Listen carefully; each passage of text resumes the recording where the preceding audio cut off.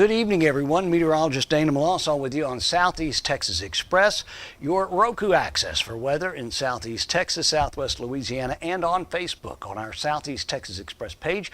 We're also available on YouTube as well, so track us any way that you'd like.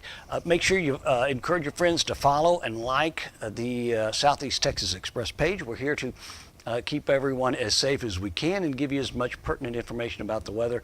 Obviously, this go around, it is about tropics. And of course, we're first off looking at our X-ray Doppler radar now, and hard to even think that what we've been reporting on up until now, whenever you look at our X-ray Doppler radar that you're seeing now, that only shows a few spots of rain south down around Sabine Pass. Now, we're going to switch over. I'm going to show you the satellite imagery now that is certainly a different picture, right? I mean, you can certainly spot what is now Tropical Storm Beryl. We've got the new numbers indicated to you now on this particular reading. So that satellite, here's our radar. That does show, again, some brief, pretty heavy rain several hours ago around extreme southeast Texas. Now most of that around the center of circulation for what is Tropical Storm Beryl. Again, not much on our radar here. We're going to be elaborating on our radar here in just a little bit, but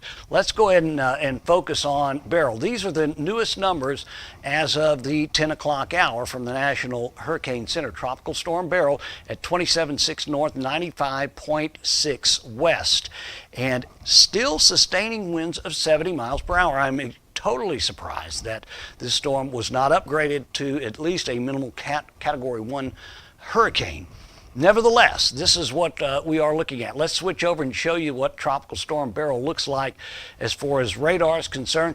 Very well, I mean, a typical tropical system, right? I mean, classic with the wraparound moisture. Now, the subtle differences that you'll see with the storm, although it does finally complete its eye wall, it starts breaking up again as far as the moisture around the center of circulation. So, again, it is battling wind shear, it is battling dry air that it's working its way in. Now, again, it still has plenty of time to upgrade itself, and I very well expect it to upgrade itself to a tropical system, or rather a hurricane before things are said and done. Here's the way our warnings are right now. We have a tropical storm warning from Port Mansfield up to Port Aransas, hurricane warning from Port Aransas to San Luis Pass, and then San Luis Pass to Sabine Pass, again a tropical storm. And we do have storm surge warnings all the way from Sabine Pass down to Port Aransas. And again, we're expecting some surge. Coastal areas will certainly see this more than anyone else, but nevertheless, you've been hearing probably a lot about storm surge and where we're having the tropical storm and hurricane warnings as well. Let me switch over now, and we're going to go to our X-RAD Doppler radar, and I'm going to zoom out a little bit. I'm going to, in fact, I'm going to have to do this number and zoom out for you and show you exactly what we're talking about as far as Beryl is concerned. What we're looking at now is actually the returns coming from the Lake Charles radar. I mean, that's how close Beryl is to our proximity. Now, again, because of the storm's size, we're not really anticipating seeing anything major as far as tropical storm force. Well, tropical storm force winds will certainly be one of the things that we're going to be looking at as Beryl approaches. But as close as the storm is, you would really anticipate seeing more of the effects from it. But again, that actually sort of good news. Hey, I wanted to remind you too that if you are on Facebook or on YouTube and would like to join me in the comments section, please let me know that where you're watching the broadcast from, and how the weather is unfolding in your area. We've got a few people that are on already, and we'd like to say hello to our commissioner, Chris Kirkendall, good to see you tonight. Good to see you too, Commissioner. I made the comment to you the other day that I was missing. Seeing the Commissioner is one of those folks that are wonderful at keeping all of the townspeople that he is held accountable for informed, and he gets his information as diligently as he can, and I'm feel honored that he includes me in those as well. So, Commissioner, I appreciate it very much. I am going to be staying here for the better part of the night to try to see if anything forms from the storm. So, thanks, Commissioner Kirkendall. Appreciate it very much. Here's Teresa Grimes. Hello to you as well. Kim Nelson says, thanks for the update. Pineland has had some showers, but nothing bad yet. I mean, isn't it amazing? I mean, when you take a look at what's going on Doppler radar as far as our area is concerned, and just a few small pop-up showers here and there going on around Jefferson County. But again, this is exactly what we were anticipating. So, again, Teresa says calm in Lumberton currently. Appreciate it very much. Another frequent watcher from us is Dolly Webb. She's watching also. Thank you. We appreciate it. Rhonda Champagne says, but we're on the east side of the storm.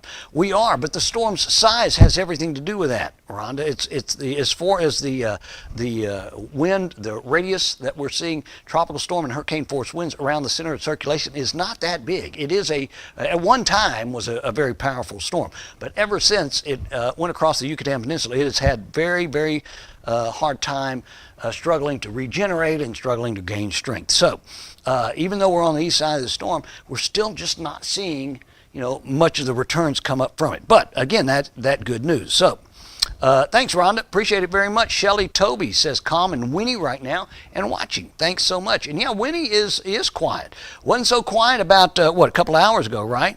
We got some pretty good rains that went through. A lot of lightning strikes earlier in the day, too. All calm on the west end of Beaumont, according to Janice Bull. We appreciate that, too. Also calm in Port Neches as we speak. And thank you, Lynn, for watching the broadcast. And I encourage everyone to please share the broadcast and spread the information about Southeast Texas Express if at all possible. P&G, Angela Espinoza-Burke, is representing those folks. Quiet as of now, and we appreciate it. She says, thanks so much for updating us. It's an honor and a privilege. Oh, my goodness, look at here. Pam Reagan, a first. Pam is one of our best friends. I mean, Pam is so close to family that it hurts. But here she is finally joining me. Pam, I appreciate it. She says, calm in Port Arthur now. So we're going to make Pam our official Port Arthur correspondent. I know exactly where Pam's place is there, and she's got a good outlook on anything that would be going on in South Jefferson County. So appreciate it very much. April LeBlanc says, let me get that one up there. What time should we start seeing major rain? I don't think we're going to be seeing anything very much widespread until we get to say daybreak, and obviously the storm a little bit stronger at that point and close enough to the landmass where it starts spreading out. So April, I think it's going to be more along the lines of early morning, or again what we would refer to as daybreak. So we'll certainly keep you updated, April. I appreciate it very much. Here's Angela Steely watching in Koontz, all calm here. And let's see, also quiet. We've got a lot of Koontz residents represented tonight. Quiet on FM 770 in Koontz. Oh, wow. Well, this is the winner of the Distance Award. Jana Garris says she is watching from New Braunfels. You're certainly safe so far in New Braunfels, and we're really hoping to get some hill country rain out of this. I'm not even sure that we're going to get the benefits of that. Thanks very much, Jana, and stay in touch with us. James Riviere, calm at Smith Point right now, and let's hope it stays that way. Let's see, we got Gina Powell. Came through Houston around 6:30. It was horrible with I can only imagine. You combine that Houston rush hour traffic along with a lot of that rain that was going through and the lightning but Yeah, hopefully it's a little bit easier right now.